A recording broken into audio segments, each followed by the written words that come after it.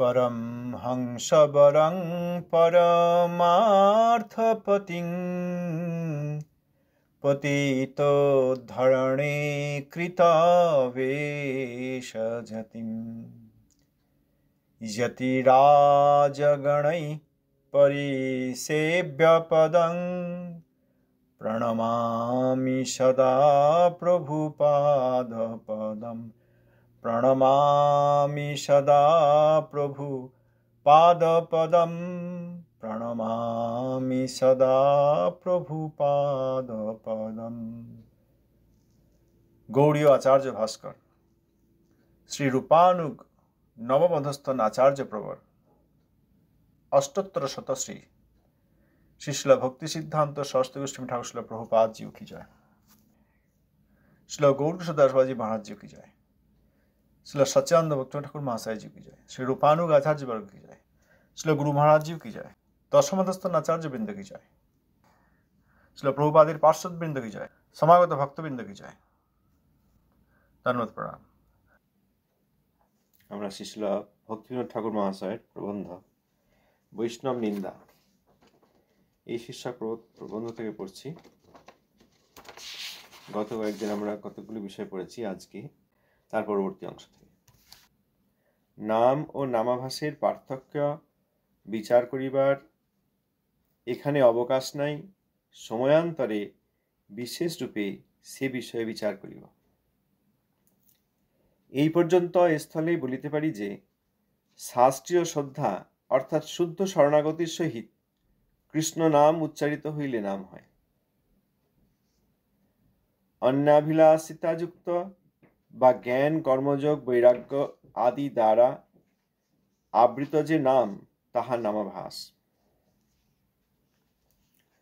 নামাভাসে মুক্তি পর্যন্ত ফলদয় হইলেও বৈষ্ণবের মুখে নামাভাস উচ্চারিত হয় না, শুদ্ধ নাম উচ্চারিত হয়। নামের স্বরূপ জ্ঞান, নাম নামীর অভিন্নত্ব বুদ্ধি, জীবের শুদ্ধ চিদিন্দ্রিয়ে নামের উৎপত্তি স্থান অনুভবের দ্বারা যে নাম উচ্চারিত হয় তাহাই নাম।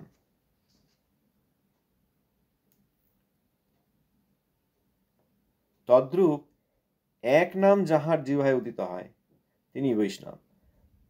নাম উদয় হইতে সমস্ত প্রারব্ধ ও অপ্রারব্ধ পাপ ক্ষয় হয়। উদয় হইবা মাত্র প্রেম উদিত হইয়া পড়ে।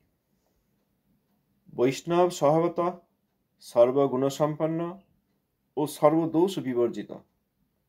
চরিতামৃতে ঠাকুর মহাশয় প্রমাণ দিচ্ছেন শ্রী চৈতন্য চরিতামৃত থেকে, সর্বমহাগুণ গণ বৈষ্ণব শরীরে কৃষ্ণ ভক্তে কৃষ্ণের গুণ সকলই সঞ্চারে। কৃষ্ণের যত গুণ কৃষ্ণের ভক্তে সেইগুলো সব সঞ্চারিত হয়। এই জন্য সব মহাগুণ বৈষ্ণবের শরীরে থাকে। এটা হচ্ছে শ্রী চৈতন্য চরিতামৃত মধ্যলীলা 22 পরিচ্ছেদ 72 নম্বর শ্লোক। এরপর বিধি ধর্ম ছাড়ি ভজে কৃষ্ণের চরণ, নিষিদ্ধ পাপাচারে তার কভু নহে মন। বিধিমার্গ বিধি ধর্ম অর্থাৎ যেসব বিধির কথা শাস্ত্রে উল্লিখিত আছে সেই সব একসময় পরিত্যাগ করে ভক্ত কৃষ্ণচরণ ভজন করেন। কারণ ব্রজরাজতনয়ের ভজন করতে গেলে রাগমার্গই একমাত্র উপায়। সুতরাং সাধারণ যে ঐশ্বর্য পথে মর্যাদা পথে যে বিধি সেও পরিত্যাগ করে তিনি স্বাভাবিক উদিত রাগের দ্বারা কৃষ্ণের ভজন করেন। অতএব নিষিদ্ধ যেসব পাপ তাতে তো তার মন যায়ই না, বিধি অনুসারে সেবা করেন না, তিনি শুদ্ধ রাগোদিত ভাবে তিনি ভজন করেন। অতএব নিষিদ্ধ পাপাচারে তার মন যেতেই পারে না। শ্রী চৈতন্য চরিতামৃত মধ্যলীলা 22 পরিচ্ছেদ 137 নম্বর শ্লোক। অজ্ঞানে বা হয় যদি পাপ উপস্থিত, কৃষ্ণ তারে শুদ্ধ করে না করায় প্রায়শ্চিত। এই যে কদাচিৎ পাপ আছে, কখনো কখনো পাপ করে ফেলতে পারেন, অজ্ঞানে পাপ হতে পারে, এরকম হলে তার প্রায়শ্চিত্তের কোনো প্রয়োজন নেই, কৃষ্ণই তাকে শুদ্ধ করেন। শ্রী চৈতন্য চরিতামৃত মধ্যলীলা 22 পরিচ্ছেদ 138 নম্বর শ্লোক। অহিংসা যম নিয়মাদি বলে কৃষ্ণ ভক্ত সঙ্গ। অনেকে অহিংসার অনুশীলন করেন, যম নিয়মাদি করেন, ভক্ত এসব করেন না, এনারা ভক্তের সঙ্গ চান। শ্রী চৈতন্য চরিতামৃত মধ্যলীলা 22 পরিচ্ছেদ 140 নম্বর শ্লোক। অসৎসঙ্গ ত্যাগ এই বৈষ্ণবাচার, স্ত্রীসঙ্গী এক অসাধু কৃষ্ণা ভক্ত আর। এই জন্য অসৎসঙ্গ ত্যাগ সম্বন্ধে আমরা গুরুবর্গের শিক্ষা থেকে পড়ছি, অসৎসঙ্গ ত্যাগ এই বৈষ্ণবাচার, স্ত্রীসঙ্গী এক অসাধু কৃষ্ণা ভক্ত আর। অসাধু দুই প্রকার, একজন যিনি অবৈধ স্ত্রীসঙ্গী, আর একজন যিনি কৃষ্ণের অভক্ত। শ্রী চৈতন্য চরিতামৃত মধ্যলীলা 22 পরিচ্ছেদ 84 নম্বর শ্লোক।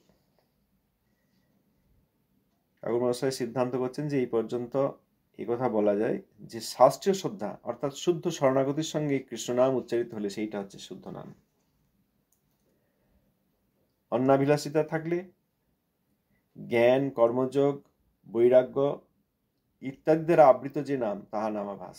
এখানে দেখুন অন্নাভিলাষিতা, শিল রূপ গোস্বামীপাদ শুদ্ধ ভক্তির যে সংজ্ঞা দিচ্ছে, অন্যাভিলাষিতা শূন্যং জ্ঞান ও কর্মাদ ধনাবৃতম।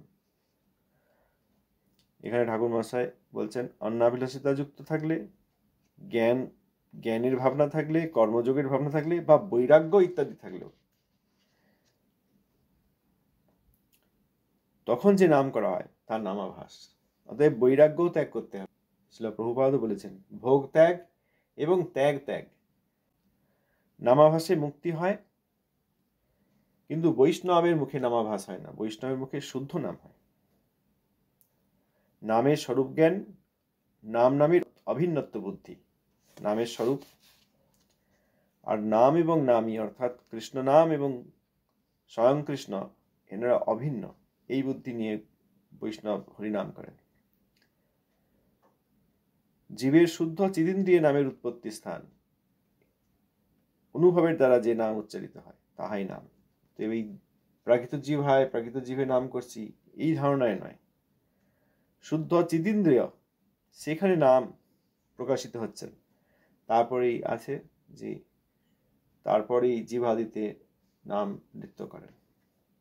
এইরকম এক নাম যার জিহ্বায় উদিত হয় তিনি বৈষ্ণব, কনিষ্ঠ বৈষ্ণবের সংজ্ঞা। যে একবার এইরকম শুদ্ধ নাম যার হয়েছে তিনি বৈষ্ণব, কনিষ্ঠ বৈষ্ণব। আর এইরকম নাম নিরন্তর যিনি করেন তিনি মধ্যম বৈষ্ণব। নাম উদয় হলে সমস্ত প্রারব্ধ এবং অপ্রারব্ধ পাপ ক্ষয় হয়, আর শুদ্ধ নাম উদিত হলেই প্রেম উদিত হয়ে পড়ে।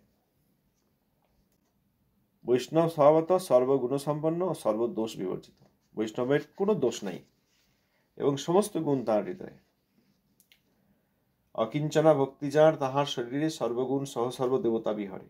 অভক্ত সর্বদা মনোরথিতে চলিয়া, অসৎবাজ্যভাবে গুণবর্জিত হইয়া। বৈষ্ণব সর্বগুণ সম্পন্ন, সমস্ত গুণ তাঁর শরীরে এসে বাস করে, তার কোনো দোষ নেই। এইরকম মহাবৈষ্ণবের যারা দোষ দেখেন তারা মহাবৈষ্ণব অপরাধী। এরপরের বিষয়, বৈষ্ণবের দোষ দর্শন ঘোর অপরাধ। যেদিন হইতে এক কৃষ্ণনাম জিহ্বায় উদয় হয় সেই দিন হইতে আর জীবের পাপে রুচি থাকে না। পাপে রুচি হওয়া দূরে থাকুক, পূর্ণতেও রুচি থাকে না। বৈষ্ণব, বৈষ্ণবতর ও বৈষ্ণবতম সকলেই নিরঞ্জন, নির্মল ও নিষ্পাপ। যদি পাপের আদর দেখা যায় তবে তাহাকে বৈষ্ণব মধ্যে পরিগণিত করা যায় না। কনিষ্ঠ বৈষ্ণবেরও পাপ ও পুণ্যে রুচি থাকে না। যিনি শুদ্ধ বৈষ্ণব হইয়াছেন তাহার দোষ নাই, অতএব নিন্দাও নাই। যিনি তাহার নিন্দা করিবেন তিনি বৈষ্ণবের মিথ্যা অপবাদ আরোপ করিবেন। যেদিন থেকে এক কৃষ্ণ নাম জিহ্বায় উদয় হয় অর্থাৎ কনিষ্ঠ বৈষ্ণব, এক শুদ্ধ কৃষ্ণ নাম হলে তিনি কনিষ্ঠ বৈষ্ণবের শ্রেণীর মধ্যে শুদ্ধ বৈষ্ণব। তিনি যখন নিরন্তর এই শুদ্ধ কৃষ্ণ নাম করবেন তখন তিনি মধ্যম বৈষ্ণব। সুতরাং একবার শুদ্ধ কৃষ্ণ নাম যেদিন থেকে উদয় হয় সেই দিন থেকে তাঁর আর পাপে রুচি থাকে না, আর পাপ করার কোনো রুচি থাকে না। পাপে রুচি তো দূরের কথা, তিনি পুণ্যও সংগ্রহ করেন না, পুণ্যতেও রুচি থাকে না। অতএব কনিষ্ঠ বৈষ্ণব যখন তার এক শুদ্ধ নাম হয়েছে, এক শুদ্ধ কৃষ্ণ নাম উচ্চারণ করেছেন, তখন থেকে পাপ তো তিনি করেন না, পুণ্যতেও তার কোনো আগ্রহ নেই। পাপ পুণ্য স্থূল শরীর এবং লিঙ্গ শরীর নিষ্ঠ, এবং ইহজগৎ এবং পরজগতের বিষয়। পুণ্য করলে ভোগ সুখাদি পাওয়া যাবে, পাপ করলে শাস্তি। এই পাপে তো রুচি খাওয়া দূরের কথা, পুণ্যতেও তার কোনো আগ্রহ থাকে না। বৈষ্ণব, বৈষ্ণবতর ও বৈষ্ণবতম সকলেই নিরঞ্জন, নির্মল ও নিষ্পাপ।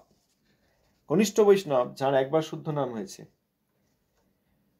তিনি বৈষ্ণবতর অর্থাৎ মধ্যম বৈষ্ণব, যিনি নিরন্তর শুদ্ধ কৃষ্ণ নাম করেন, ও বৈষ্ণবতম অর্থাৎ উত্তম বৈষ্ণব, যাকে দেখলে মুখে শুদ্ধ কৃষ্ণ নাম আছে। এনারা সকলেই নিরঞ্জন, অতএব উত্তম মধ্যম তো বটেই। কনিষ্ঠ শ্রেণীর মধ্যে যাদের একবারও শুদ্ধ কৃষ্ণ নাম উচ্চারিত হয়েছেন, তারা সকলেই নিরঞ্জন, নির্মল ও নিষ্পাপ, তাদের কোনো দোষ নেই, কোনো পাপ নাই। যদি পাপের আদর দেখা যায়, তবে তাহাকে বৈষ্ণব মধ্যে পরিগণিত করা যায় না। কিন্তু তাহার তো পাপে আর আগ্রহ থাকার কথা নয়, পাপে রুচি থাকার কথা নয়, পুণ্যেই রুচি নেই, পাপে রুচি হবে কেন? কিন্তু পাপের আদর যদি দেখা যায়, তাহলে কিন্তু তার বৈষ্ণবতা নেই। কারণ হিসেবে এখানে বলছেন কনিষ্ঠ বৈষ্ণবের ও পাপ ও পুণ্যের রুচি থাকে না। এখানে আমার একটা প্রশ্ন আছে, এই যে মহাবৈষ্ণবদের সব দোষ ধরছে, আরোপ করছে, দোষ নাই কিন্তু আরোপ করছে। যেটা নাই সেটা যদি আরোপ করা হয় তাকে বলে দোষারোপ, যে দোষ নাই তা যদি আরোপ করা হয় তাহলে তাকে বলে দোষারোপ। মহাবৈষ্ণব, বিশেষ করে প্রভুপাদের গণ, যারা প্রভুপাদন্ত জীবন, প্রভুপাদের জন্য জীবন দান করেছেন, তাদের সব দোষ ধরছে। আমরা সেই সব লোককে ভক্ত, গুরু এইসব চিন্তা করে সঙ্গ করছি, আমাদের কি ফল হবে? আমরাও সেই দোষারোপ করার দলের মধ্যে পড়ে যাব। যা তিনি করেন নাই, আর দোষারোপ সেটা ভয়ঙ্কর, সেটা নাই তার উপর আরোপ করা হচ্ছে। যিনি শুদ্ধ বৈষ্ণব হইয়াছেন, তাহার দোষ নাই, অতএব নিন্দাও নাই। সবাই এই বৈষ্ণব নিন্দায় ভরে গেছে। আমরা সব দেখছি অনেক সাধু, অনেক মন্ত্রাচার্য, অনেক সন্ন্যাসী, ব্রহ্মচারী, গৃহস্থ, বানপ্রস্থী ইত্যাদি, কিন্তু এই শুদ্ধ বৈষ্ণবের নিন্দা আর শুদ্ধ বৈষ্ণবের প্রতি দোষারোপ, এটা দিনের দিন বেড়েই যাচ্ছে। যিনি শুদ্ধ বৈষ্ণব হইয়াছেন, তাহার দোষ নাই, অতএব নিন্দাও নাই। যিনি তাহার নিন্দা করিবেন, তিনি বৈষ্ণবের মিথ্যা অপবাদ আরোপ করিবেন। একজন মহাবৈষ্ণব, যিনি নামানন্দী, হরিনাম ছাড়া আর কিছু জানেন না, সর্বদা হরিনাম করেন, সর্বদা তার হাতে হরিনাম আর মুখে হাসি। তিনি দিনের বেলা হরিনাম করেন, সন্ধ্যাবেলায় হরিনাম করেন, ভোরবেলায় হরিনাম করেন, রাত্রে হরিনাম করেন। মাঠের মধ্যে রাত্রে হরিনাম নিয়ে ঘুরছেন, রাত্রে একা সেই সময় হরিনাম করছেন। কোনো সেবার কাজ উপস্থিত হলে হরিনাম রেখে সেবা করতেন, আবার সেবা হয়ে গেলে আবার হরিনাম করতেন। হরিকথা শুনতেন, হরিনাম করতে করতে শুনতেন। কেউ কেউ বলে আবার হরিকথার সময় হরিনাম করবেন না, এটা ভুল কথা। হরিকথা হরিনাম একই বস্তু। তখন ওই উপাংশু জপ করেন অনেকে, যাতে হৃদয়ে হরিনাম সবসময় হতে থাকেন আর কর্ণে ভগবানের কথা শুনতে থাকেন। আমাদের পরম বৈষ্ণবগণ সাধারণ জগতের উদাহরণ দিয়ে বলেন, যিনি রান্না করেন তিনি চুলও বাঁধেন, অতএব কেউ বলতে পারবেন না এখন আমি রান্না করছি ওই জন্য আমার চুল বাঁধা হয়নি। যিনি মহাবৈষ্ণব, তিনি শ্রী হরিনাম কীর্তনে নিমজ্জিত, হরিকথা হরিনাম তার কাছে একই। ওই জন্য হৃদয়ে হরিনাম করতে থাকেন, হাতে মালা থাকে, আর এই হরিকথা শুনতে থাকেন। অতএব ওটা একটা ভুল ধারণা যারা বলেন হরিকীর্তনের সময় হরিনাম করা যায় না। এইরকম একজন মহাবৈষ্ণব, তিনি প্রভুপাদের শিষ্য। তিনি কখনোই জগতে কোনো বস্তু চান নেই প্রভুপাদের সেবা ছাড়া। প্রভুপাদ সম্বন্ধে আর্টিকেল লিখেছেন, 60 বছরের অধিক সময় সাক্ষাতে থেকে প্রভুপাদের সেবা করেছেন। সেই রকম একজন প্রভুপাদের গণ, তার নামে দোষ দিয়ে দেওয়া হচ্ছে যে তিনি এই করেছেন, তিনি ওই করেছেন, যেগুলো তিনি করেনই নাই। নিজেদের স্বার্থ, আমাকে ঘর, গৃহ, সম্পত্তি, ক্ষমতা এইসবের আধার মনে করে তাঁরা তার নামে দোষ, যেটা তিনি করেন নাই সেই রকম আরোপ করছেন, দোষারোপ। এখানে ঠাকুর মশাই যে কথা বলছেন, যিনি তাহার নিন্দা করিবেন তিনি বৈষ্ণবের মিথ্যা অপবাদ আরোপ করিবেন। এইসব লোকেরা মনে করছে যে আমরা যেমন এই ঘর বাড়ি গৃহ এগুলো নিয়ে লালায়িত, এইগুলোকে পাওয়ার জন্য আমরা প্রচেষ্টা করছি,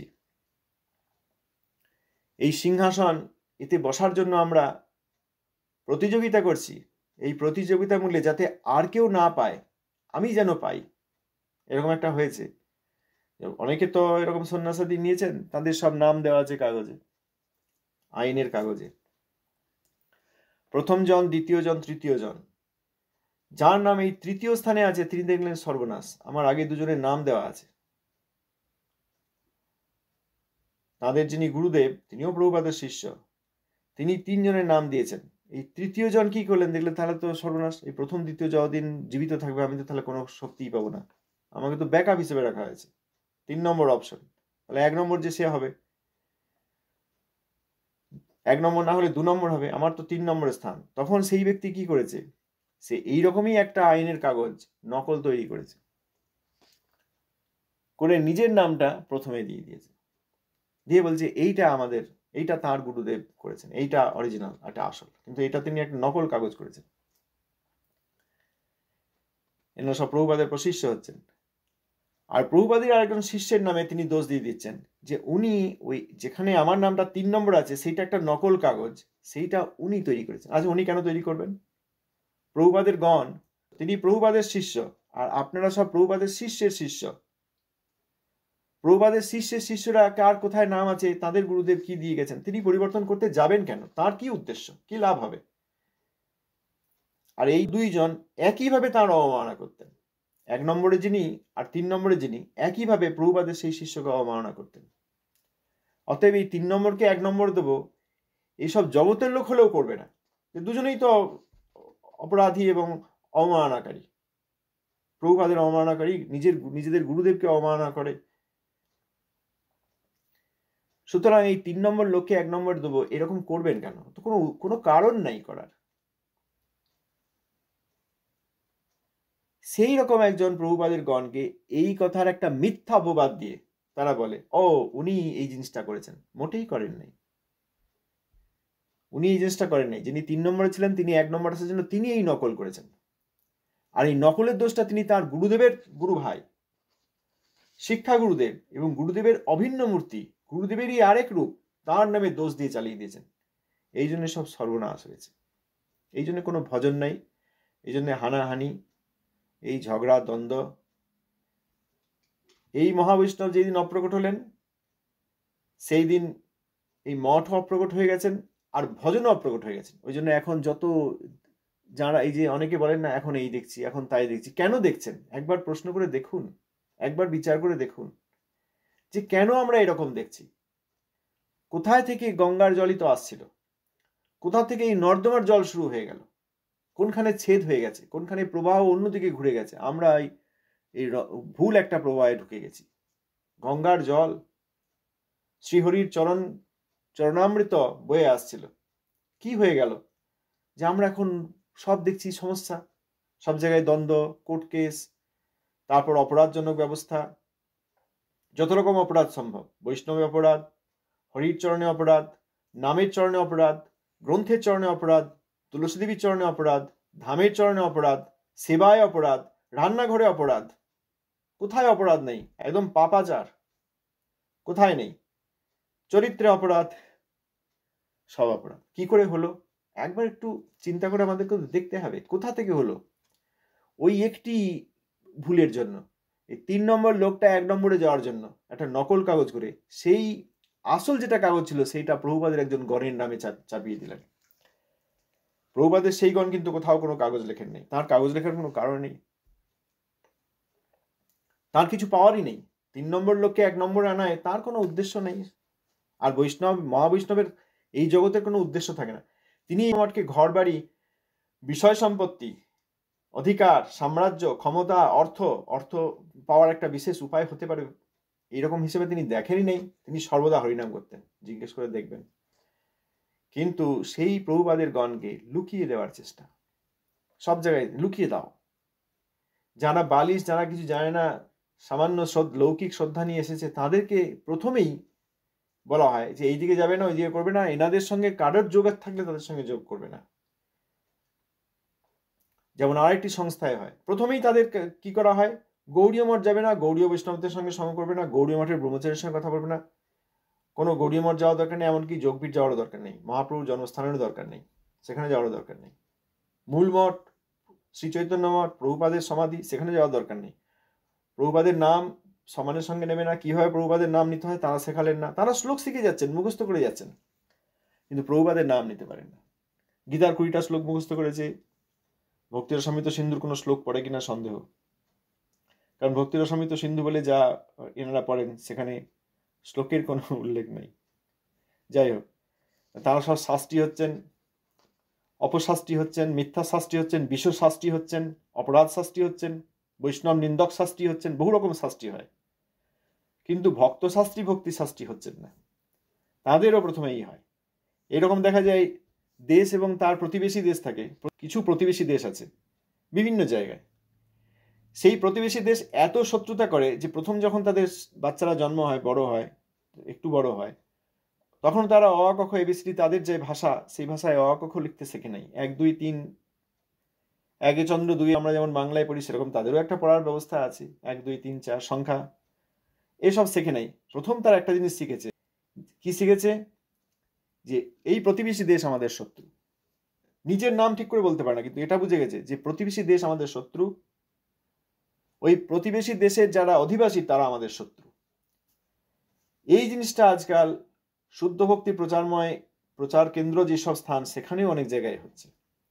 এই যেখানে যেখানে এই মহাবিষ্ণুর চরণে অপরাধ করে গঙ্গার যে প্রবাহ সেইটাকে থামিয়ে দিয়ে নর্দমার প্রবাহ শুরু করা হয়েছে। গৌর ভক্তের যে পরম্পরা, সেই গৌর ভক্তের পরম্পরাকে ছেদ করে দিয়ে যেখানে কলির পরম্পরা শুরু হয়েছে সেখানেই হচ্ছে, সেখানে সবেই প্রশ্ন, যা যা দেখবেন তাতেই প্রশ্ন। আর যারা প্রশ্ন দেখতে পাচ্ছেন না, তারা এখনো শাস্ত্রের সম্বন্ধে কোনো তাদের ধারণা হয় নাই, তারা সবই ভক্ত দেখছেন। অভক্তকে ভক্ত দেখা শাস্ত্র জ্ঞানহীনতার কারণ। তো এই যে মহাবৈষ্ণব প্রভুপাদের একজন গণ, তার সেবায় অধিকার তো সর্বপ্রথম, প্রভুপাদের শিষ্যের অধিকার তো সর্বপ্রথম, তারপর তো শিষ্যের শিষ্য। পিতামহের যদি কোনো কিছু থাকে, সম্পত্তি থাকে, গৃহ থাকে, যাই থাক, সেইখানে প্রথমে কাদের অধিকার, পিতার অধিকার, আবার ভাই বোনেদের অধিকার, নাতি নাতিদের অধিকার তারপরে আসবে। আমার কাকা কেন এই কাজ করেছেন বলে একটা মিথ্যা অপবাদ দিয়ে যদি ভাইপোরা দোষারোপ করে, তাহলে তারা নতুন করে একটা সম্প্রদায় সৃষ্টি করেন, সেটা হচ্ছে কলির সম্প্রদায়। সেই কলির সম্প্রদায় থেকে কখনো ভজন সম্ভব নয়, কখনো সম্ভব নয়। নিজের দিকে তাকিয়ে দেখলেই আমরা এটা দেখতে পাবো যে কোনো তত্ত্বজ্ঞান নেই, কোনো সম্বন্ধ জ্ঞান নেই। একটাই জিনিস শিখেছে, প্রথম শিখেছে কি, প্রথমে কেউ এলেই তাকে এই শেখানো হয় যে প্রভুপাদের এই যে গণ, তার কোন রকম তোমরা সম্মান করবে না, শ্রদ্ধা করবে না। প্রভুপাদের এই একজন বিশিষ্ট গণ, তার সঙ্গে সম্পর্কিত সমস্ত ব্যক্তিদের তোমরা পরিত্যাগ করবে, কথা বলবে না, মুখ দেখবে না, এই রকম। এইটা মহা অপরাধজনক। তিনি কি কর্মকাণ্ডীয় কাজ করেছেন?